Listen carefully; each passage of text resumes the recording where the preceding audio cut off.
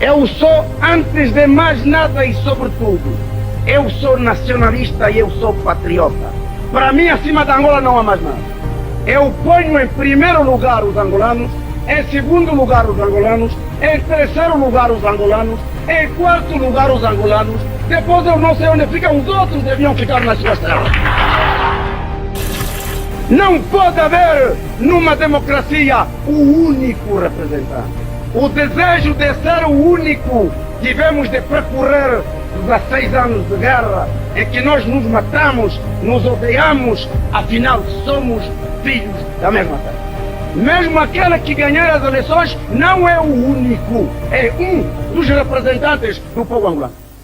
A queda de Jonas Savimbi não foi um evento isolado, mas sim o resultado de um processo contínuo de enfraquecimento estratégico ao longo da Guerra Civil Angolana. Nos anos finais do conflito, o cenário já não era mais favorável para a UNITA. O equilíbrio de forças, que existia durante décadas, começou a se romper, principalmente após o fim da Guerra Fria, que reduziu drasticamente o apoio internacional ao movimento liderado por Savimbi. Sem esse suporte externo, a capacidade operacional da UNITA entrou em declínio. O financiamento, que antes era sustentado em grande parte pela exploração de diamantes, passou a ser alvo de bloqueios e sanções impostas pela ONU. Esse estrangulamento financeiro comprometeu diretamente a manutenção de tropas, aquisição de armamentos e logística de guerra, reduzindo a eficiência do grupo no campo de batalha. Ao mesmo tempo, o governo de Angola, liderado pelo MPLA, passou por um processo de fortalecimento militar.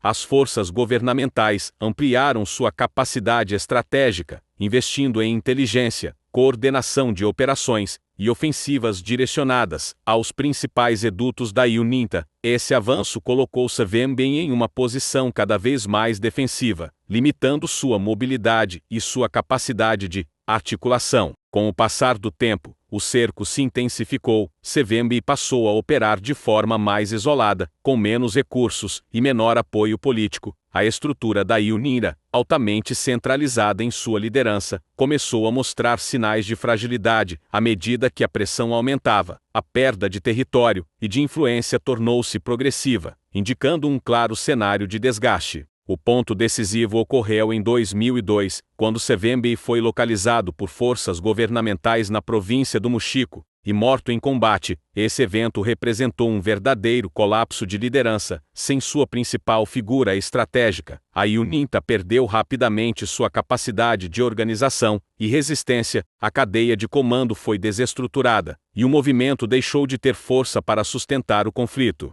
A morte de Savimbi funcionou como um gatilho para a conclusão da guerra. Pouco tempo depois, foi possível avançar em negociações que levariam ao fim definitivo da Guerra Civil Angolana. Em termos estratégicos, sua queda simboliza a convergência de três fatores críticos: isolamento internacional, colapso financeiro e superioridade militar do governo. Assim, a derrubada de Jonas Savimbi não foi apenas a eliminação de um líder, mas o desfecho inevitável de um processo de desgaste, acumulado um cenário em que todos os indicadores apontavam para a inviabilidade da continuidade da UNITA como força militar ativa. O processo de queda de Jonas Savimbi entra, no seu estágio mais crítico, em uma fase de colapso operacional progressivo dentro da Guerra Civil Angolana. Aqui, o que se observa não é apenas pressão militar isolada, mas uma convergência de vetores estratégicos, que passam a comprometer toda a sustentabilidade da UNITA como força de combate relevante. Primeiro, no eixo financeiro, a organização começa a sofrer um estrangulamento de caixa.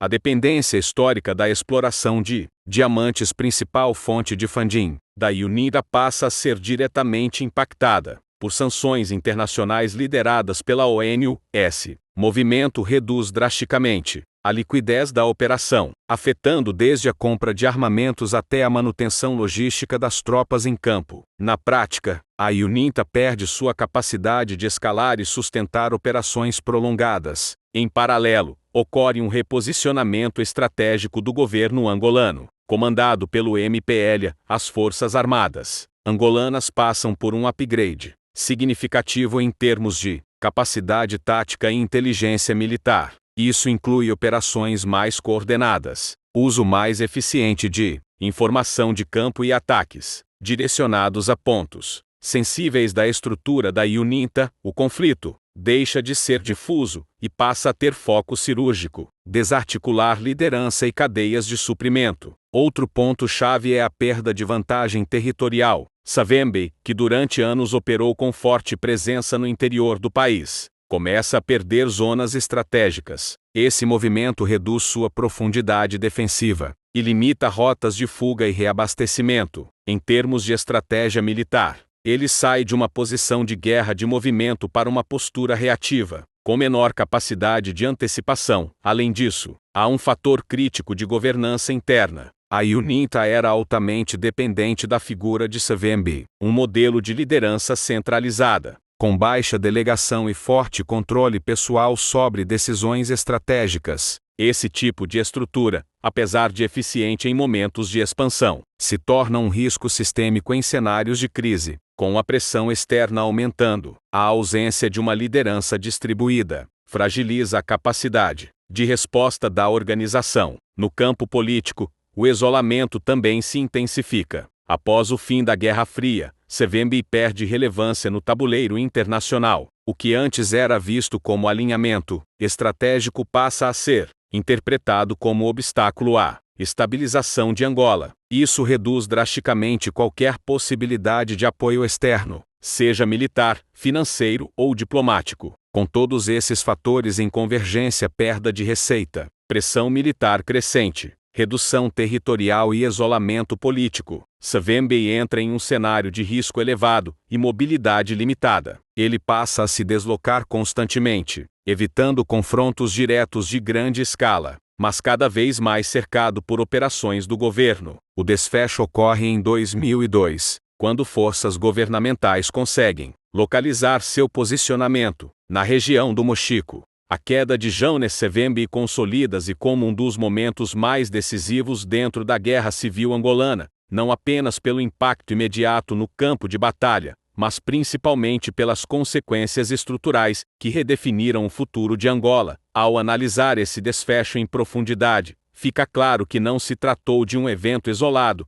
ou de uma simples derrota militar, mas de um colapso sistêmico construído, ao longo do tempo, onde múltiplos fatores convergiram de forma inevitável. Em uma visão mais estratégica, a morte de Savimbi representou a ruptura definitiva de um modelo organizacional altamente centralizado. Durante décadas, a UNITA operou com base em uma liderança forte, praticamente insubstituível, onde decisões, direcionamentos e articulações passavam diretamente por ele. Esse formato, embora eficiente em momentos de expansão e resistência, mostrou-se frágil diante de um cenário de pressão contínua. Quando esse pilar central foi removido, não havia uma estrutura de sucessão sólida capaz de sustentar a operação. Ao mesmo tempo, o contexto internacional já não oferecia qualquer tipo de sustentação. Após o fim da Guerra Fria, o reposicionamento global reduziu drasticamente o interesse em manter conflitos indiretos como o de Angola. A ONU intensificou sanções, bloqueando fontes de financiamento e isolando ainda mais a UNITA. Isso criou um ambiente onde a continuidade da guerra deixou de ser viável, não apenas militarmente, mas também economicamente e politicamente. Paralelamente, o MPLA conseguiu capitalizar esse cenário com eficiência. O fortalecimento das Forças Armadas, aliado a uma estratégia mais estruturada e orientada por inteligência, permitiu ao governo angolano assumir uma posição de vantagem clara. Esse alinhamento entre capacidade militar e contexto internacional favorável foi determinante para o desfecho do conflito. Com a morte de Savimbi em 2002,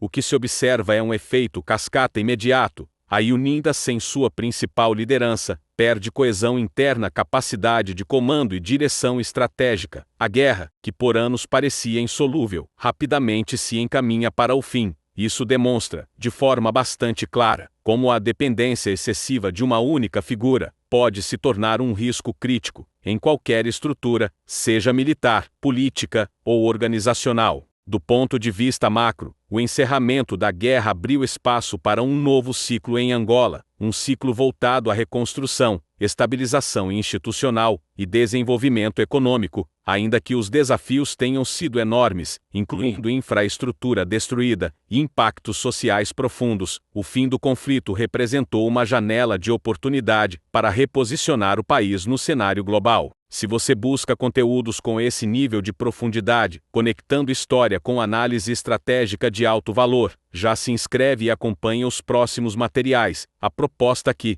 é justamente transformar fatos históricos em insights que ampliam sua visão de mundo e tomada de decisão.